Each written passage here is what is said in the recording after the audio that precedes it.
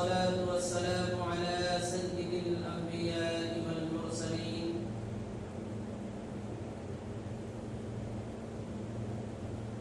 أما بعد فأعوذ بالله من الشيطان الرجيم بسم الله الرحمن الرحيم وأنتم الأعلون إن كنتم مؤمنين وقال تعالى اهدنا الصراط المستقيم صراط الذين أنعمت عليهم غير المغضوب عليهم ولا الضالين صدق الله العظيم اللهم صل على سيدنا وشفيعنا وحبيبنا وكريمنا ومولانا محمد وعلى آله وأصحابه وبارك وسلم. برادران اسلام، معزز سامعین، بزرگوں اور دوستوں،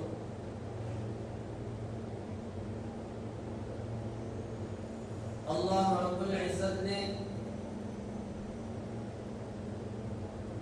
ہمیں ایمان جیسی دولت عطا فرمائی اور دنیا کو ہمارے لیے مسخر فرمایا اور اس دنیا کو ہمارے لیے آزمائش کی جگہ بھی بنایا.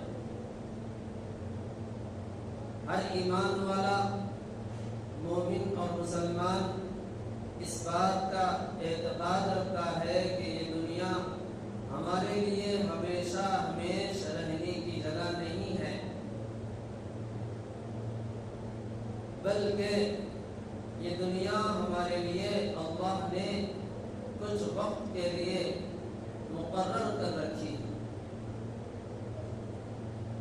پھر ہم کو اس دنیا سے رخصت ہو کر جانا ہے، عالم برزخ میں پہنچنا ہے، پھر وہاں پر ہمارا حساب و کتاب ہوگا کہ تم نے دنیا کے اندر اچھے اعمال کیے یا برے اعمال کیے.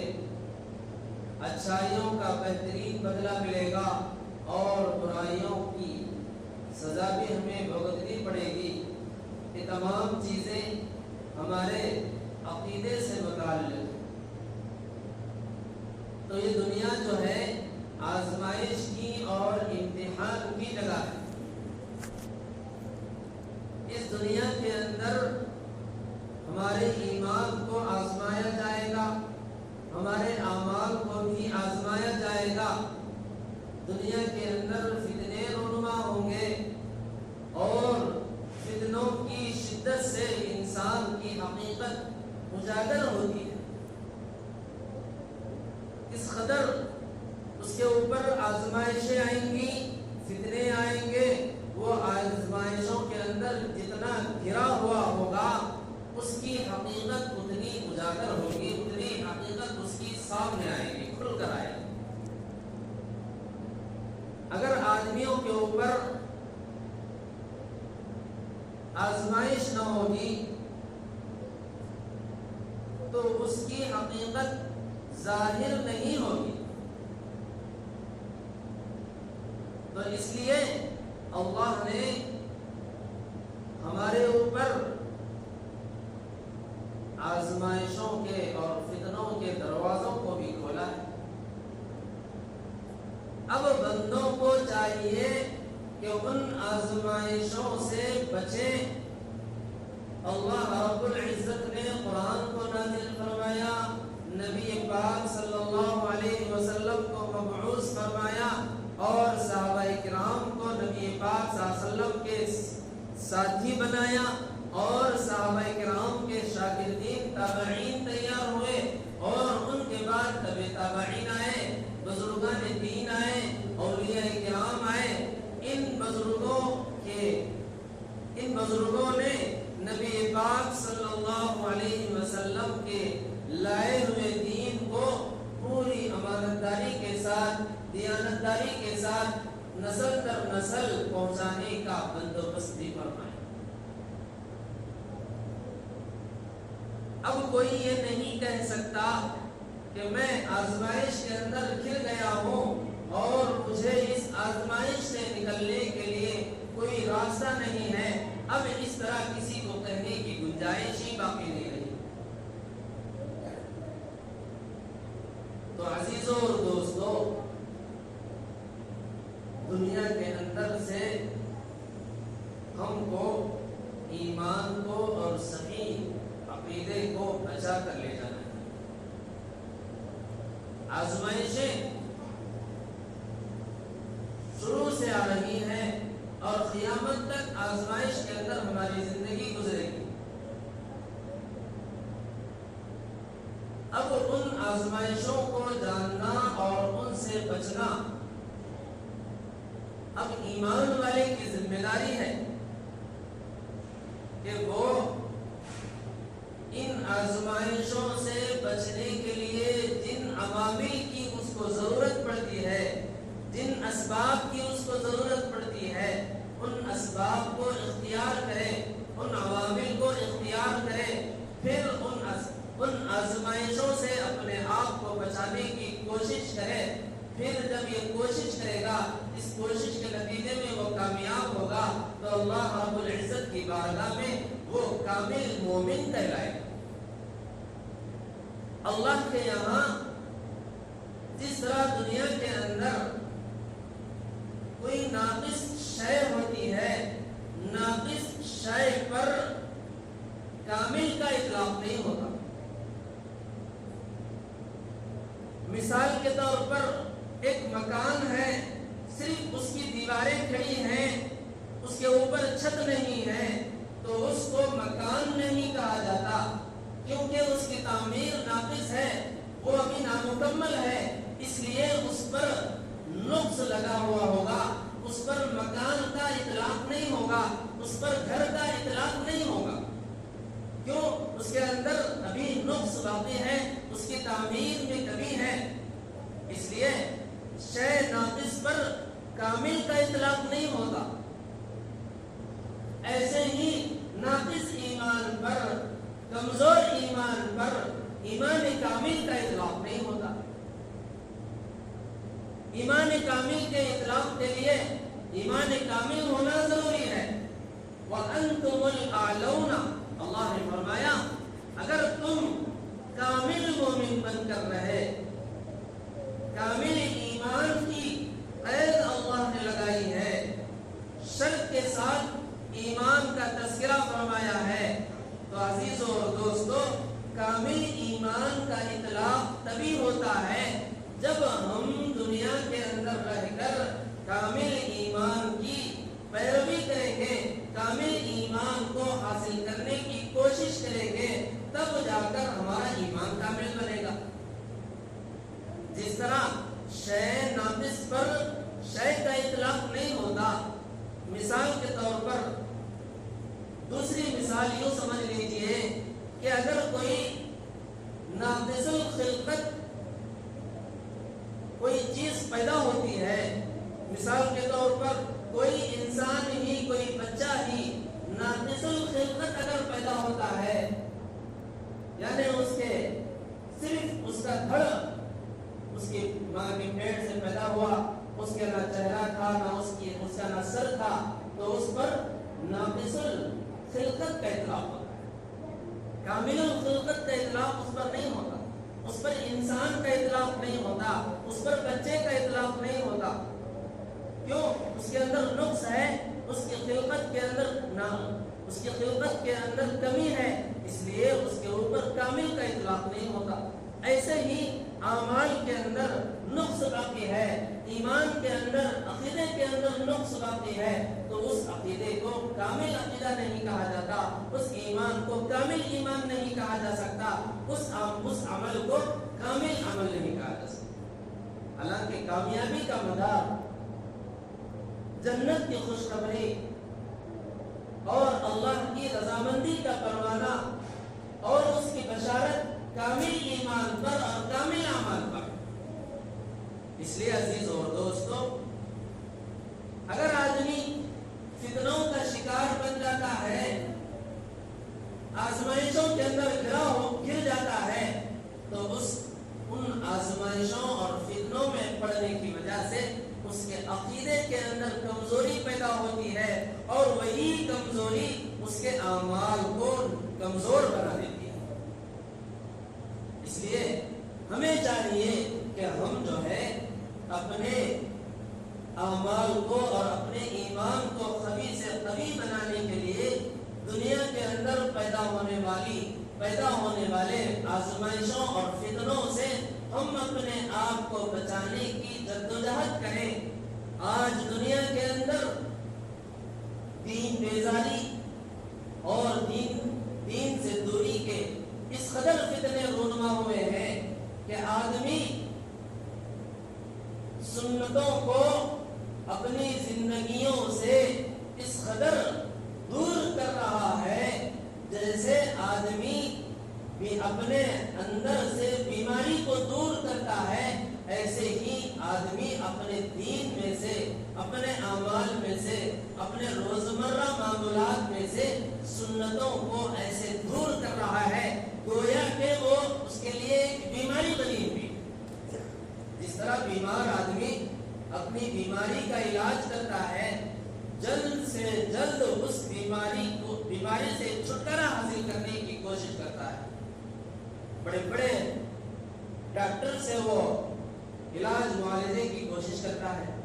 ایسے ہی آج ہمارے معاشرے کے اندر اپنی زندگیوں سے جناب رسول اللہ صلی اللہ علیہ وسلم کی سنتوں سے اس قدر ان کو نفرت پیدا ہو گئی ہے کہ ان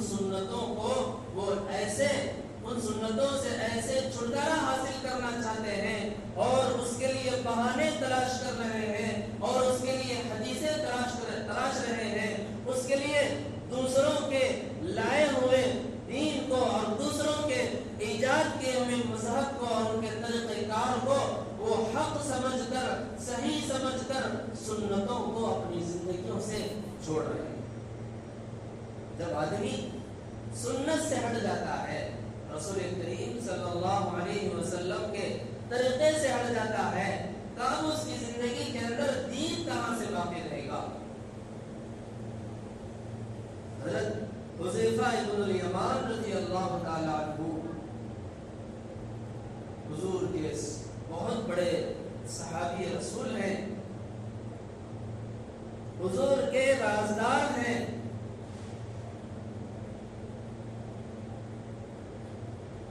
حضرت حذیفہ رضی اللہ عنہ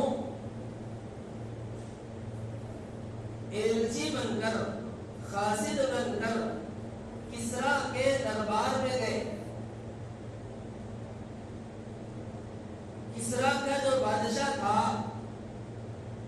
اس کے دربار میں گئے، عیسائی بادشاہ تھا۔ حضرت حذیفہ رضی اللہ تعالیٰ عنہ آپ کی جو وضاحتہ تھی، آپ کا جو رہن سہن تھا وہ بالکل سنت کے موافق تھا۔ آپ کا پیجامہ ٹخنوں سے اوپر تھا، آپ کے سر پر عمامہ تھا، ٹوپی تھی، چہرے پر داڑھی تھی، اور ان کی پورا معمول تھا وہ بالکل سنت کے موافق تھا۔ کسریٰ کا جو بادشاہ تھا اس کے دستور کے مطابق اس نے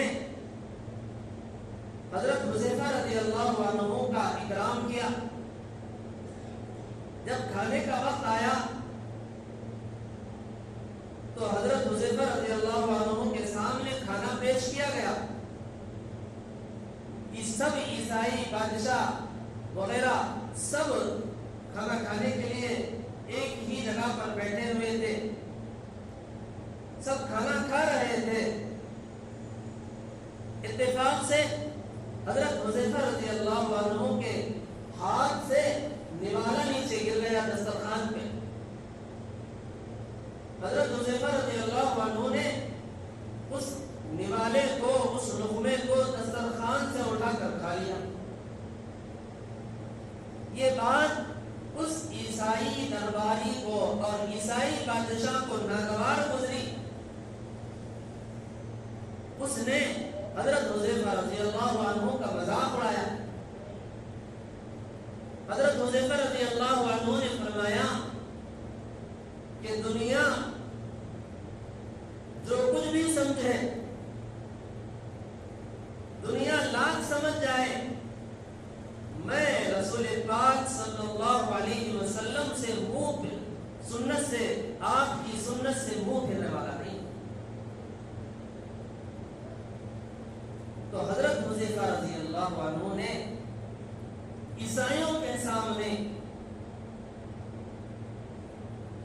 ایک سنت پر عمل کر کے اپنا وقار بڑھایا اور دین سے وفاداری کا ثبوت دیا۔ رسول پاک صلی اللہ علیہ وسلم سے سچا عشق ہونے کا ثبوت حضرت حذیفہ رضی اللہ عنہ نے دیا۔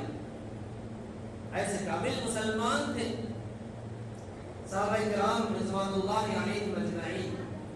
وہ ایک ایک نبی پاک صلی اللہ علیہ وسلم کی سنتوں کو زندہ کرتے تھے۔ دنیا ان کی لاکھ مخالفت کر جائے، وہ سنتوں کو نہیں چھوڑتے تھے۔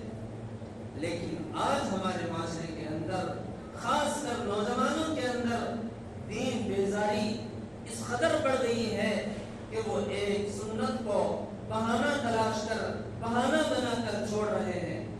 تو اس لیے عزیز اور دوستو، جب تک ہم کامل دین کی اتباع نہیں کرتے، دین کی تکمیل حضور پاک صلی اللہ علیہ وسلم کی اتباع کے اندر ہے، دین کی تکمیل حضور کی اتباع میں ہے۔ اگر کوئی شخص حضور کی سنت کو چھوڑ دیتا ہے اور کامل دین پر عمل ہونے کا، عمل کرنے کا دعویٰ کرتا ہے، تو وہ اس کا یہ دعویٰ 100% جھوٹا ہوگا۔ اس کا یہ دعویٰ 100% جھوٹا ہوگا، کیونکہ وہ حضور کی سنت کو چھوڑ کر کبھی بھی کامل دین پر عمل کرنے کا دعویٰ نہیں کر سکتا۔ قرآن کریم کے اندر اللہ رب العزت نے نبی پاک صلی اللہ علیہ وسلم کی اتباع کو اپنی اتباع فرما رہے ہیں۔ اگر تم رسول کی اتباع کر لو گے تو وہ رسول کی اتباع نہیں ہوگی، بلکہ خود اللہ رب العزت کی اتباع ہوگی۔ تو عزیزو اور دوستو، ایمان کامل اور مسلمان کامل مسلمان بننے کے لیے، کامل مسلمان کہلانے کے لیے کامل دین پر عمل ضروری ہے۔ اگر ہمارے کسی عقیدے کے اندر نقص ہے یا خرابی ہے، یا کسی عمل کے اندر نقص ہے یا خرابی ہے، یا پھر ہم کسی عمل کو سنت سمجھ کر عمل کر رہے ہیں اور در حقیقت وہ سنت نہیں ہے، بلکہ وہ آپ کا اپنا خود ساختہ بنایا ہوا عمل ہے۔ آج کل معاشرے کے اندر یہ بات دیکھنے میں بڑھ رہی ہے، دیکھنے میں آ رہی ہے کہ ہر آدمی کے اندر یہ بات، ہر آدمی کے ذہن میں یہ بات گردش کر رہی ہے کہ وہ قرآن کریم کو اور احادیث مبارکہ کو خود سے سمجھنے کی کوشش کر رہا ہے، اور ہر آدمی جب وہ قرآن پڑھ رہا ہے، حدیث پڑھ رہا ہے، اس کے سمجھ میں جو بات آ رہی ہے وہ اسی کو دین سمجھ رہا ہے۔ حالانکہ اللہ تبارک و تعالیٰ فرما رہے ہیں اہدنا الصراط المستقیم، ہم اللہ سے، اللہ ہمیں دعا سکھا رہے ہیں اہدنا الصراط المستقیم، بتا ہمیں، چلا ہمیں راہ سیدھی، صراط مستقیم پر ہمیں چلا، صراط الذین انعمت علیہم، صراط کا راستہ ہے جن پر اللہ نے انعام فرمایا۔ اب جب سے یہ دین آیا ہے، دین اسلام جب سے دنیا کے اندر آیا ہے، اس وقت سے لے کر آج تک جن لوگوں نے دین کو سمجھا ہے، قرآن کو سمجھا ہے، احادیث کو سمجھا ہے، جب تک ہم ان کے سمجھے ہوئے دین پر جس طرح انہوں نے سمجھا ہے دین کو، جس طرح انہوں نے قرآن کو سمجھا ہے، اگر ہم ان سے ہٹ کر دین کو سمجھے ہیں، ان سے ہٹ کر قرآن کو سمجھتے ہیں، ان سے ہٹ کر حدیث کو سمجھتے ہیں، تو یہ ہماری گمراہی کی دلیل ہے۔ حالانکہ اللہ فرما رہے ہیں کہ آپ سے پہلے جن لوگوں کے اوپر اللہ نے انعام فرمایا ہے اور انعام یافتہ لوگوں کی نشاندہی خود اللہ رب العزت نے قرآن کریم کے دوسرے مقام پر فرمایا، اولئک قرآن کریم کے اندر خود اللہ رب العزت نے فرمایا من النبیین والصدیقین والشہداء والصالحین، کہ جن لوگوں کے اوپر اللہ نے انعام فرمایا ہے وہ انبیاء ہیں، وہ صدیقین ہیں، وہ شہداء ہیں، وہ صالحین ہیں۔ یہ چار طبقے اللہ رب العزت نے ان کے اوپر انعام فرمایا، اکرام فرمایا، جس کا اعلان خود اللہ رب العزت نے سورہ فاتحہ کے اندر بیان فرمایا۔ اگر ہم ان چار انعام یافتہ لوگوں سے ہٹ کر دین کو سمجھتے ہیں، قرآن کریم کو سمجھتے ہیں اور احادیث مبارکہ کو سمجھتے ہیں اور اپنا خود ساختہ مفہوم، اپنا خود ساختہ مفہوم کو دین بتاتے ہیں، دین سمجھتے ہیں، تو یہی ہماری قرآن کریم سے دوری کی اور یہی ہماری گمراہی کی دلیل ہے۔ آج کل آپ معاشرے کے اندر دیکھیے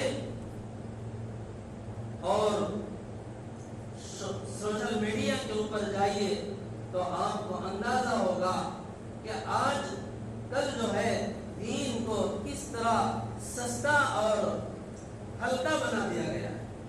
جب آدمی کو بیماری لاحق ہوتی ہے، بخار آ جاتا ہے، پیٹ کے اندر درد ہو جاتا ہے، سر میں درد ہو جاتا ہے، پیروں میں درد ہو جاتا ہے، تو ہر آدمی اس کو ڈاکٹر کے پاس لے جانے کا مشورہ دیتا ہے کہ اس کو فلاں اچھے سے اچھے ڈاکٹر کے پاس لے جاؤ۔ وہاں جتنے آدمی ہوتے ہیں ہر آدمی الگ الگ ڈاکٹر کا مشورہ دیتا ہے۔ مثلا اگر وہاں پر مریض کے سامنے 4 آدمی ہوں تو چاروں آدمی 4 ڈاکٹر کا نام بتاتے ہیں۔ اب ایسے ہی جب 4 آدمی ایک جگہ پر جمع ہو اور جب کوئی کسی دین کا مسئلہ چھڑ جائے تو ہر آدمی اپنی اپنی رائے پیش کر دیتا ہے، اپنی اپنی زبان سے کچھ نہ کچھ الفاظ ایسے کہہ دیتا ہے اس مسئلے کے بارے میں، حالانکہ وہ اس مسائل سے وہ واقف ہی نہیں ہے۔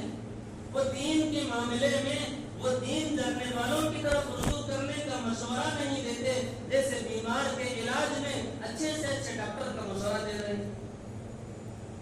تو عزیز اور دوستو، ہماری گمراہی کی کتنی بڑی دلیل ہے کہ ہم جو ہے دین کو سمجھنے کے لیے، دین کو جاننے والوں کے پاس لے جانے کے بجائے ہم جو ہے ہر آدمی اپنی اپنی رائے پیش کرتا ہے، اپنے اپنا لب کشائی کرتا ہے اور جسارت کرتا ہے اور بغیر دلیل کے بات کہتا ہے اور اپنے آپ کو مسلمان ظاہر کرتا ہے۔ قرآن اس کو آتی نہیں، تجوید اس کو معلوم نہیں، مسائل سے اس کو واقفیت نہیں، لیکن مسئلہ ضرور پتہ ہے۔ لیکن بیماری جس طرح انسان کے جسم کی بیماری جو ہے یہ بھی بیماری ہے، اور ایسے ہی دین سے ناواقفیت یہ روحانی بیماری ہے۔ جسم کی بیماری بھی ہے اور روحانی بیماری بھی ہوتی ہے۔ روحانی بیماری یہ ہے کہ دین سے ناواقفیت یہ روحانی بیماری ہے۔ جب جسم کی بیماری لاحق ہوتی ہے تو ڈاکٹروں کے پاس جاتے ہیں، اور جب روحانی بیماری آتی ہے تو وہ ان علماء سے اور دین جاننے والوں سے اس کو حل نہیں کرتے۔ تو یہی ہمارے مسلمانوں کے اندر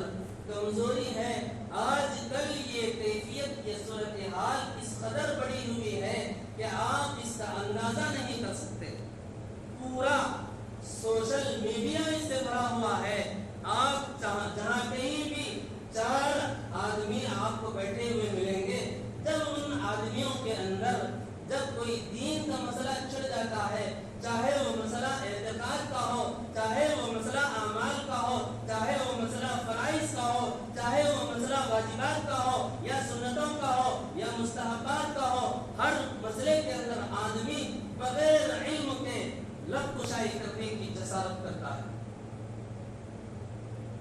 یہ کتنی بڑی گمراہی کی بات ہے. قرآن کریم کے اندر فرمایا گیا بے دین لوگوں کے بارے میں، منافقوں کے بارے میں، کہ منافق لوگ اللہ کے بارے میں جھگڑا کریں گے بغیر علم کے وہ اللہ کے دین کے بارے میں بحث و مباحثہ کریں گے، لفظ کشائی کریں گے. یہ گمراہی اور منافقوں کی صفت ہے کہ وہ بغیر علم کے، بغیر جاننے کے وہ دین کے مسائل کے اندر گفتگو کرتے ہیں. تو اس لیے عزیزوں اور دوستوں، یہ سب چیزیں علم دین نہ ہونے کی وجہ سے علم دین نہ ہونے کی وجہ سے ہے. پہلے زمانے کے اندر ہر عام و خاص کے اندر علم کی قوت تھی، وہ علم جانتے تھے.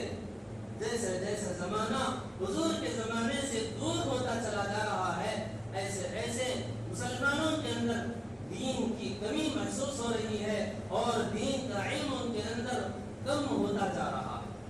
اور اسی دین کی کمی ان کو جسارت، ان کے اندر جرأت پیدا کر رہی ہے کہ وہ قرآن کے اوپر بحث کر رہے ہیں، سنتوں کے اوپر اپنی زبانوں کو کھول رہے ہیں، اور ان کے پاس دین کی کمی ہے، علم کی کمی ہے، سنتوں کی کمی ہے.